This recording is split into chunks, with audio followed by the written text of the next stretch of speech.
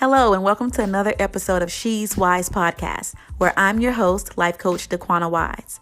I'm so excited about today's show. We're going to be talking about turning your pain into power, and I do have a guest today. So I love to have guests on the show and love to collaborate and talk and just have conversations. You will learn that I do not like doing interviews per se. I love having dialogue and conversations. So I do have Francine Barnes that's going to be joining me today. She is one of the authors from SHESWISE, along with her sister Victorian Barnes. Victorian will not be able to be with us today, but Francine is here. She's ready to go, and we're going to be talking to you about how we turned our pain into power.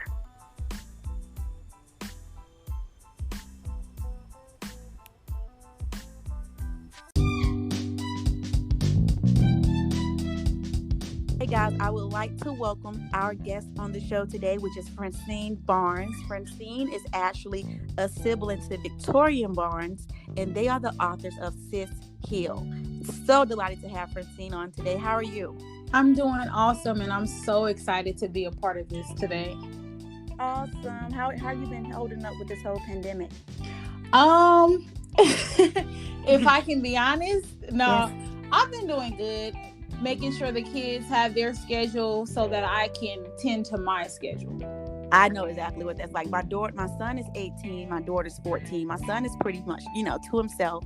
My daughter wants me to do TikToks all day. Right. Every hour she has this cool idea to make something or to go get something. It's just, she's just busy. So I completely understand. How old are your kids? My son is the oldest. He's 6. I have a daughter. She's 5, and another daughter. She's almost 2. Oh, so you still got the babies. Yeah, I still have babies.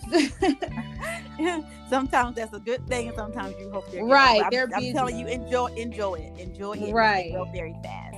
Right. So again, I'm just so delighted that you're here today. And this podcast is fairly new. I just began this podcast last month. Something I had been talking about doing for a couple of years now. And so for me, with the pandemic, it has allowed me to sit down and just focus on some things and get some stuff done that I really wanted to do. And I know there's a lot of craziness going on in the world. We can only pray, and that's what I've been doing. But I've also been saying, let me allow myself to use this time and be productive as well. So right. This topic today is turning your pain into power. And I thought about you and your sister, because when I met Francine in Victorian in Atlanta, Georgia, when I was doing a life coach certification class with Tony Gaskins, which Tony is a mentor to myself and to the Barnes sisters. And I think you guys did your book with him too, correct? Correct. Yes, we did. Awesome. I did author consultation with him. Okay, great. So I met these young ladies there, and you guys just had an energy about you that I love. So sweet. And I think you're welcome. I think you were in the middle of finishing up your book or starting the book. You were in the process, right? Yes, we were in the process. Correct. And so now SHESWISE is available. You can go purchase it online on Amazon. They also have a journal to go with this now too, that I need to order the journal because I hadn't done that yet. But the book is amazing. And this is why I had you guys on, because I finished the book and I was like, if anybody can come on the show with me and talk about turning your pain into power, I've done it in my life, but these ladies have absolutely done it in their life as well. And yes. I truly feel that we all have experienced pain. Yes, true. Hands down, right? Yes. And we all have something in common. I think a lot of people think, okay, yeah, we have, but what do you mean turning my pain into power? What I mean by that is, if you have pain, then you have power, because now you have a story. Exactly. If you have a story to tell, then you have success. Right. So do you agree? I 100% agree with that. 100%. Thank you. So I that's kind of where I was coming from it with. I have a course that I have right now that I'm doing. Is called Turning Your Pain into Profit. And this is kind of where this came from too, because I think a lot of people think that they have their own perspective of their life. They look at hardships and they go, I'm not enough, or because what I've gone through, nobody's going to listen to me. But it's completely the opposite. Right. If you have experienced hardship, if you experience life, tragedy, trauma, then someone out there needs to hear your story, because you can help them through. And so I want you at this time to just, I was reading your book, and I think what stood out to me, I think it was reflection. Chapter 1, part 2, though, reflection is when you end it with confront your pain and grow from it. Yes. That spoke to me because I think a lot of people are afraid to confront the pain. We just try to move on. We don't really deal with it. So I would just love if you can just share a little bit about, again, who you are, what you went through, just a little synopsis. I know we want them to get the book, so we won't give it all away. Right. So I'll just speak on that specific part. When me and Victoria started, well, basically how the book even came about, to make a very long story short, I was in a relationship with my kid's father, and it ended. We had been together for over 11 years. It ended in a very hurtful way. And I ended up going to a Tony Gaskins event. And from then on, my life completely changed. Wow. I took counseling with him, not counseling, life coaching with him. Mm-hmm. And then from then, I think after our second session, he was like, you need to write a book. And immediately I paid the money to start the author consultation services. Mm-hmm. And then me and Victoria started writing. But if I can be honest, like, while we were writing, we were still bleeding. We were still hurting. We were like a mess. I know I was hurting like bad. Yeah.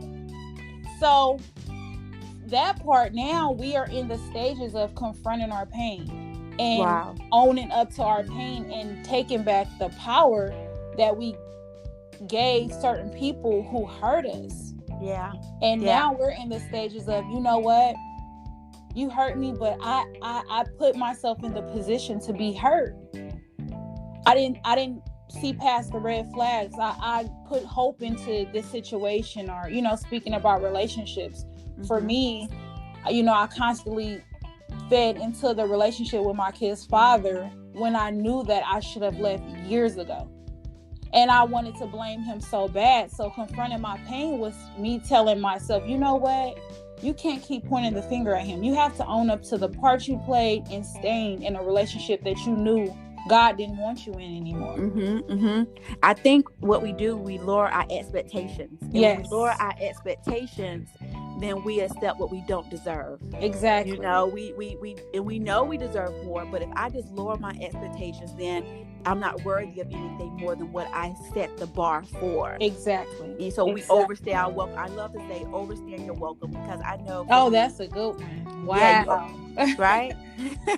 Wow. I began to call it that because I was being hurt in different situations, not just in various types of relationships. It was, partnerships with the person that I was married to. It was friendships that I was in, not feeling like I was giving more than I was getting back. So I was I was experiencing pain in different areas of my life, from being a child and experiencing pain from growing up and just different traumas I dealt with, because, I came from an environment of, I'm a PK's kid, but I wasn't born into that. My dad didn't become a pastor until I was 15 years old.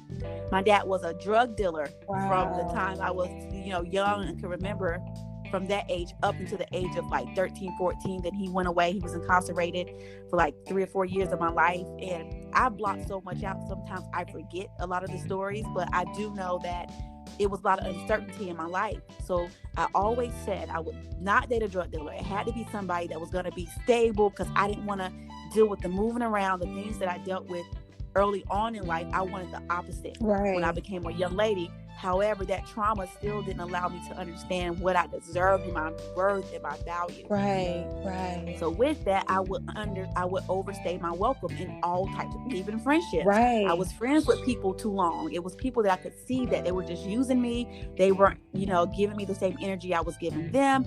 They weren't truly real friends. They would tell my business, yet I would still remain friends with these people because I was overstaying my welcome out of setting low expectations for myself, out of fear of not having anybody in my life. Right. So I would just settle. Right. Wow, so that's powerful. Yeah, so I just said, you know what, it's time to talk about turning this pain into power, because that's exactly what we've done.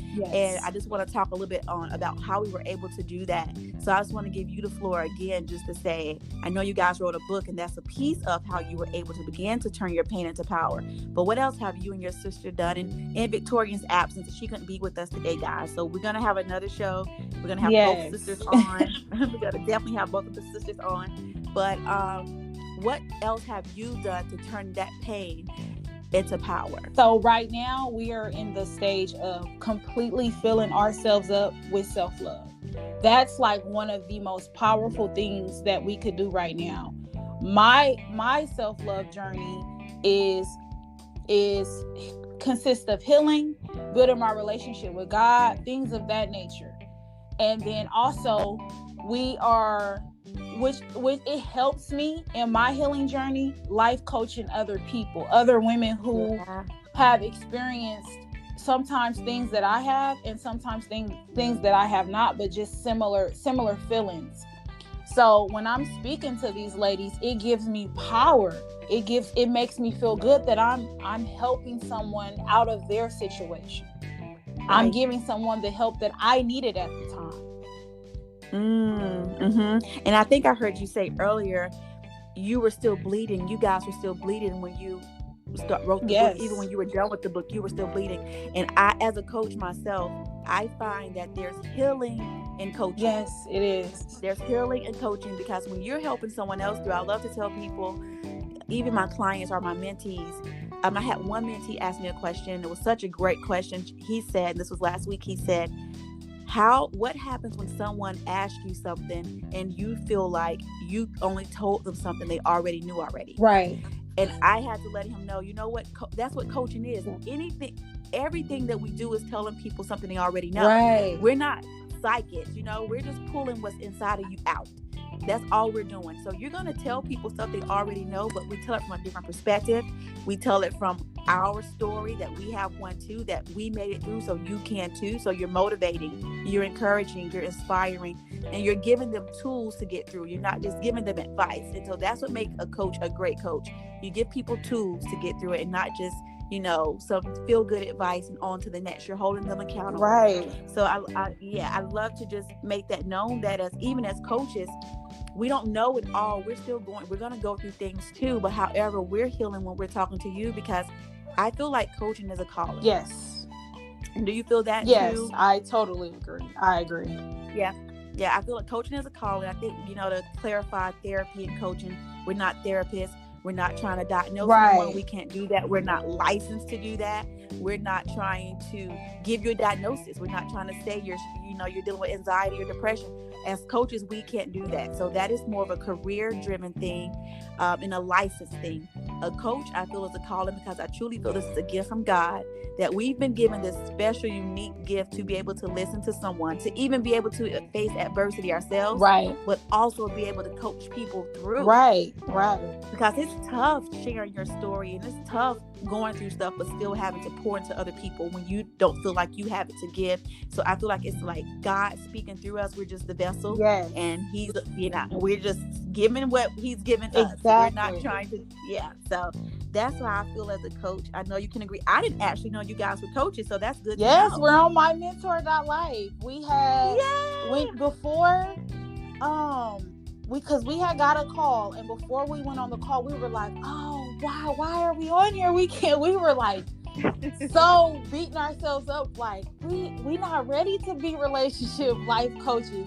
But we took the call, and it was so powerful. It was so amazing, because honestly, the girl was going through so much similarities from me, and I was like, wow. And it made me feel good, like telling her, you gonna be all right, you gonna get through this, and reassuring her that she's gonna make it out of this victorious. I love it. Did you guys get your certifications with Tony as well? We did. For coaching? We did. So everything, Tony is so amazing. I mean, I think we have the best mentor in the world. I'm going to say that, in the world. He's absolutely exactly who he said he is. He's that guy. And so I'm happy to know that you guys are coaches, because you have so much knowledge. And that's the thing about a life coach. It's not about having been through all this stuff for no reason. You are experts because you've experienced Right. it. That's what makes you a coach. You have the experience. Now you have the training and the knowledge. I now do a life coaches boot camp, and Tony, I think, gave me a shout out on YouTube about this because that was something he hadn't thought to do. But when I got my certification, I just kind of felt like, okay, now what? And Right. of course, having Tony as a mentor was a blessing. Everybody cannot get that after they get certified. That's true. And so I can't afford it, so I was able to get that. But I was like, what could I do for other coaches once they're certified? How do you turn this into a business? That's where this came from, turning your pain into power, because I learned how to turn my pain into a business. And that's being a certified life coach. Now I'm author, motivational speaker. Now I'm an instructor for the Tony Gaskins Academy, certifying other life coaches. So much came from my pain. Yes, I can agree. Mine's as well. I can totally agree with you on that. So much came from my pain. After meeting Tony, it's like my life just went up. Yeah. And it was a blessing, really. And you were ready, because I think a lot of times you're going to encounter this as you continue on your coaching journey. You and Victorian will encounter people who are not really ready to grow, Right. are ready to move to the next level. And it's okay, because I had a couple people, like, I would coach and I wouldn't hear anything back, and I was kind of beating myself up. Like, did I say something wrong? Did I do something wrong? Right. Did I run them off? And God dealt with me. They weren't ready. It has absolutely nothing to do with Right. you. So don't get discouraged if you coach someone and you tell them, hey, book your next session, and you don't hear back.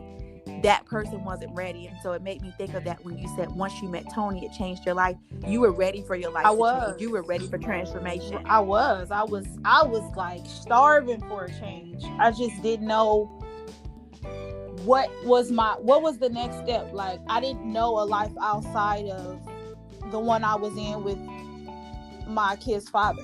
So once Tony basically reassured me that you got this, like, you are good all by yourself. You are who you are all by yourself. So I was like, okay, I can do this. And it just went up from there. Well, I'm so proud of you ladies. Again, because this is not an easy platform. It's not easy telling your story, telling all of your story. Right. And your book is so raw. It's so authentic. You guys do not hold back. Right. That was the scary part. I was crying in some parts of it. I'm like, oh my God. Yeah, we asked Tony so many times, like, is this too much? Is it too much? Because I know for me, I experienced a lot. So I was like, I don't know, this may be too much. But he was just like, it's your story. And then another scary part was, do people want to hear it? And that was one more thing, like, who wants to hear my story? Like, who am I? But then it's like, in sharing my story, I am somebody. Everybody is somebody. Yeah. Yes, absolutely. That's my dad's motto at church. Everybody is somebody. Yeah. He closes with that. Because we are. And I think if we change our perspective, we change our life. When we panic can change your perception. Yes. So you begin to shrink. Yes. And so that's why it's important to speak affirmations over your life. It's very important. I like to say, change your perspective every hour. Yes. Like, yes. Anytime you're having negative thoughts about, why you shouldn't do something, or something's holding you back, just shift that perspective. And we need to do that daily. Like, it shouldn't be something you do, when you're trying to grow from one level to the next. Changing your perspective will have to happen a lot. It'll happen different times throughout the day. You have to be able to shift your mindset. That paradigm shift has to happen. And that's why I just wanted to really touch on this, because I know there's a lot of people out there, especially right now dealing with COVID-19. Yes. Are going through a lot, and this will be the perfect opportunity to sit down and write that book. Yes. To sit down and write that course. It could be an ebook. You may not have a lot to say, but you can write an ebook. It could be a small read. It's time to, really deal with yourself, whether you're going to be a speaker, whether it's going to be an online course, but it's time to share your story. It's time to package it up, and it's time to sell it, because not that you're selling it just for profit, but you're selling it because you're going to be helping people in such a way that you're going to be transforming and changing lives. Yes, so, I totally agree. Even if it's not to make a profit, maybe you say, hey, I don't want to make this a business, but I still need to do something with this pain. Once you tell your story, you become powerful. Right. Exactly. That's true. Me and Victorian we're doing author consultations now, to where we are helping others publish their books, write their books. Basically what Tony did with us, we took that, turned it into an actual business, because we have the experience. We wrote a whole book, self-published it, went through all the steps, and now we are qualified to help others. And we have some clients that they're not worried about a profit right now. They just want to share their story and release their pain and be healed. And if they can help others, then that's what they want to do. The money isn't really the focus. Right. You take back your power when you tell your story, and you're also helping someone else through. And on top of that, it's like you can begin to heal and move forward. You cannot heal until you deal with the pain. You cannot, and comfort and growth cannot coexist. So you will never be comfortable and grow at the same time. It just cannot happen. I like to also say, I had a client ask me, she had a lot going on in her life. She said, how do I know when it's me talking and when it's God telling me to do something? Right. And the easiest thing I could say to that, Francine, is if it's God talking, you're going to be uncomfortable. If it's you talking, you're going to be comfortable. Right. That's a good one. As human beings, we will not take ourselves to a place of uncomfortability. We just won't. We're going to stay in our comfort zone. So when it's God pushing you and saying, do this, it's going to be scary. You're going to be afraid. It's going to be uncomfortable. But that's when he gets the glory, and that's when he's able to say, it was me that carried you. Yes, that is so true. That is so true. That's how it was for us writing our book, because we were so scared. So I 100% agree, because if leave it up to us, we wouldn't have finished. But like, God really carried us through the situation. Well, your book is amazing. All I can say is this conversation, it could be a part 2 to this. And maybe that's just what we'll do. We'll do a part 2, and hopefully Victoria can join us for the part 2 of turning your pain into power. I think that'd be a great idea, because it's so much we can touch on with this. But just from today's show, I just really want to let people know that you can turn your pain into power.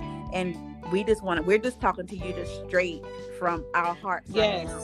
But maybe a part 2 can have some tips written down for everybody with exactly like steps to go through how to do that. So definitely. What do you think? I love that because it's definitely important. Because I will say this, after we wrote the book and when we started the whole healing journey, I wouldn't say that it's no right or wrong way, but we weren't doing it the best way that we could. I was still in blame mode. I was still in bitter mode. I was still hurting and broken and thinking I'm healing when I really wasn't to the fullest capacity. Now I'm not focused on what anybody did to me. I'm just focused on me and my walk and my journey and my self-love and my growth.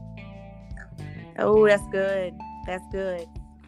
Yeah. So definitely part 2, part 3, maybe 4.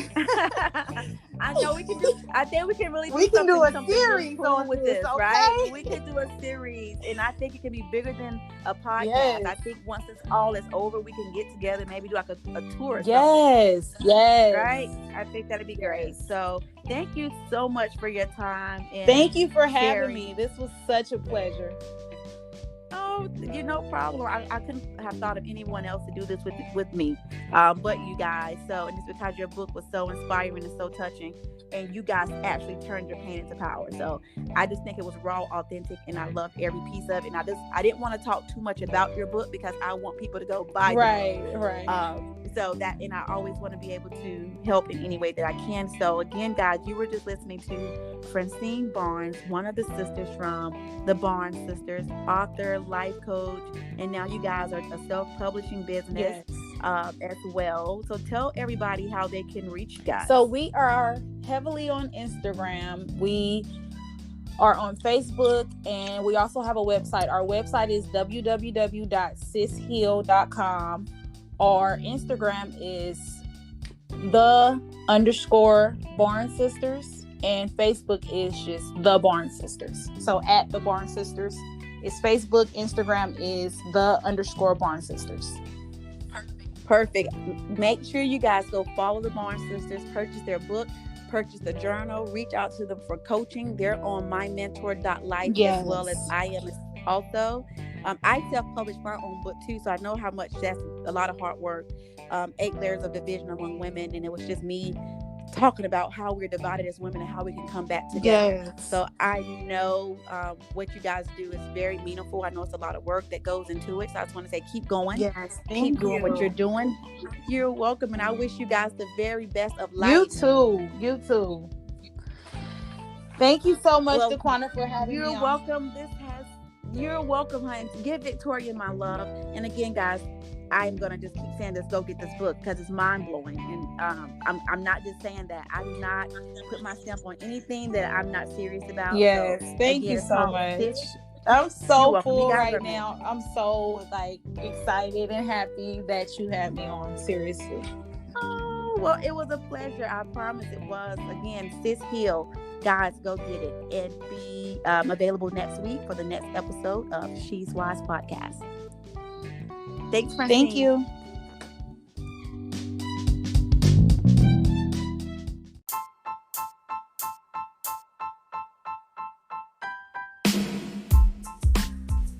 Again, thank you guys so much for tuning in to this episode of She's Wise. You just heard Francine Barnes from the Barnes sisters with their new book, Sis Hill. She was my guest today, and we just talked about how to turn your pain into power, which was a phenomenal conversation. We're going to pick this probably up again soon with a part 2 to give you guys some real hardcore tips on just how you could do that. Today's show was just talking from the heart on how we were able to do that for ourselves. Again, I am your life coach, Dequonna Wise. You can reach out to me for any type of coaching that you may need as far as relationships, purpose, business, or in general life situations. I'll be happy to help you. You can find me at I am Dequonna Wise. You can listen to my podcast on Anchor or Spotify or on your iPhone podcast. Have a great week, and I'll be back with more episodes of She's Wise.